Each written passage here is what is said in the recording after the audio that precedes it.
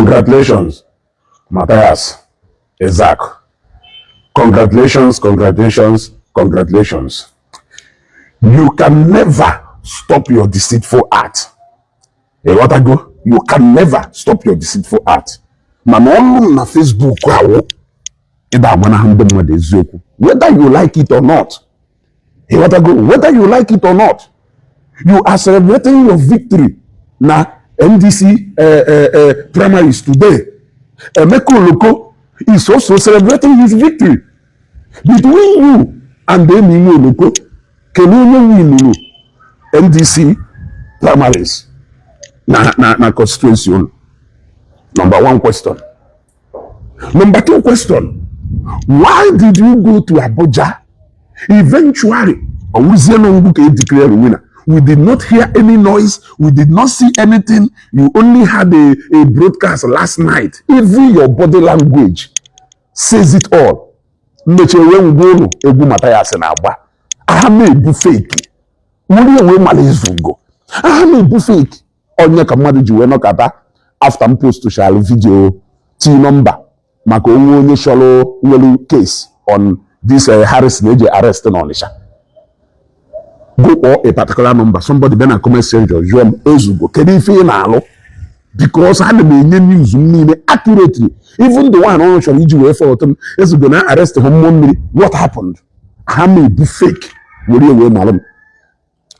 noise. You did a live broadcast yesterday. Even your body language says it all. And today you are celebrating your victory in your church. The Michael Loko, let's celebrate to go. Poster road one day you were comfortably given an advice to contest. A declares a winner. A make win a guy court. Yeah, contest maka primaries because you are going to court maka these primaries. You are filing your case to court concerning these primaries NDC. Each one of the PDP na bomba apota say nazo ko nazo not the same party. All no win zie party no win zie azobazi onye win. Ayi wata egwu a. E wata go. Okwe me egwu a PDP gbalu mgba nazo after all not the same party. E win zie court decide zie between no na bo onye win after all onye ona win not the same party. Ayi wata le ejimi for change that. Number one. Number two. Each on each campaign now, we raise the ego. And the little people who contribute to ego before your primaries, you know that name with chances of more people giving you more money. Now the main campaign proper. How can you sit down and watch those people, those money, see it disappear? Especially when you know that you are not even willing to you are not even, you know that now the whole money people here contribute, you cannot spend even 20 to 30% of it. So 70% goes back into your pocket. How can you sit down and Mathias Ekperima go sukela na fuego ko na hapo? So keluko yesu we do show no kunu kotale ego ni na or by a parade we ko as NDC party candidate we know their primaries. I know all those things. Mano kenolu mu ida edum de madanya ndo shakwa zie ganya ese no echo hot. Tiri mpu kagaleba e gota go deceive them the mado. Stop deceiving people. Stop deceiving people. Do you see the level of excitement in Ebono the day you declare win and Enugu? What is the difference between he is supposed to even celebrate more? He is supposed to celebrate more. Or suppose we go soon that victory from Abuja, Bona Baba, low key. How many people watch that live video? But the first one email August and now let me tell you something. Kiwe malo na Mathias because kamba kwa ndo ozo one. Na mo gwalono. No gudu na Mathias win NDC ticket. That is when the real campaign by me Ezugo will start. Since Ejuwene made this primaries election. Mathias I could see anything concerning Ndoka. Mathias Meshiono. Even the video, he came out to clarify to people that not to inclusive. Even hospitals there do meant for both Ndoka and Indo Menana. No ha okay. No has a bishop and no has a camp president. Before Nazo House of Rep member. So now na show can represent both Ndoka and the Ndodinana. Now, just yesterday, we take a decision because no manner this new approach and method also he take by staying quiet, even without clinging to that ticket again, that it is going to kill by the main agenda of extortion here, which is Ndomen and Abuzo was no much is your other. But imagine not Mathias Ekperima who preach message without upon the pastor for hand. Can you feel me?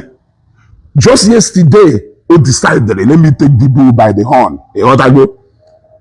Money hunter now. Just from yesterday till today, look at post Omega. Who will remember Alex Ekubongo? Alex Ekubongo Nimbo. Akashana Alex Ekubo. Service of songs. All yesterday, Kamata Yasina Shetarana Alex Ekuba Ngona. Yesterday, Kamata Yasi Chetaro. Na Alex Ekubo. No one. Is it not so? Just 20 hours ago, Kamata say Alex Ekubo. RIP in one name. To fight cancer is not a shy spray. That is why I always fight for our people. Anytime I see them being deceived by jobless pastors and reverend fathers in our society, selling olive oil and healing water, including the Michael oil as solution to cure sickness. Women always go to the hospital for proper diagnosis and medication. That is the only way to heal curable diseases everywhere in the world. A stage 4 cancer is incurable anywhere in the world. Take heart Ekubo's family and Bindibo in general. Yesterday, Kamatayase, Shetalo, ne kidnap Omazin or yo, ne kidnap Omazin or your map be maka Facebook.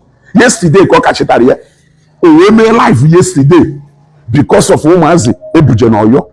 Now, what can do can the pastors? Yes, just yesterday, if our incidents is in Chalo, a long time ago, but yesterday, Coach and Alex Ekuba Wana, yesterday, Coach and Ebibina Omaze, na Oyo. Yesterday, Coleman life, Kokando Canon and the pastor,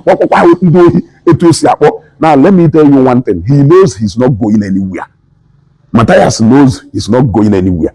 If follow up at our Bracata, or Ko, every look on our so, what I go and vote any local or vote any other candidate. Okay for Mathias. Oyeji, go idea na NDC party. And yesterday, go post through Peter Obiomot for the first time. Like he posed to picture Peter Obi there something for the first time. If you look away, missing. So game me no on about sympathy game and if Mathias will say Zoba after all na case the Nyana make go call Zoba or no win a win ye or na party how win ye he just court. I understand. So when you phone there now onye uche wapa onye show nyalo enye gomu no original receipt go ono show dokalonia ono acho ho happen money hunting na ebido kita he can't wait ma Mathias eji ego egwu Mathias no ga to no ego fundraising ndo no ko kita ka ndị mmadụ ya tụrụ ego kita ga waja ya na obi ma ya kana ba weputa 1 million or 2 million ye or 3 million ntoko ka ndị mmadụ ya esitu konyori ya o mecha ya chiri na obi da akụ bụ eze face 10. I've given you people the information.